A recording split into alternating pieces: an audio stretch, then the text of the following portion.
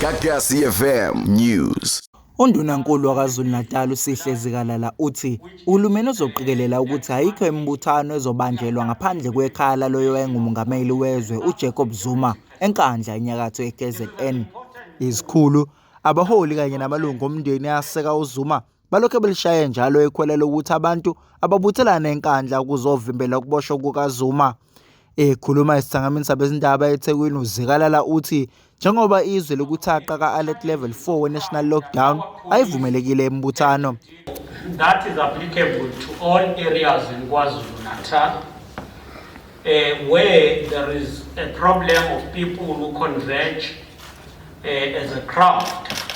We will need to attend to that through proper processes, and therefore that's what we can say, that the police have a responsibility to deal with that through ensuring that those who are gathered in a form of gathering, if it's a gathering, we are not allowing any gathering. Ezindabeni zeGagasi FM, uSphelele Nzuza eThekwini.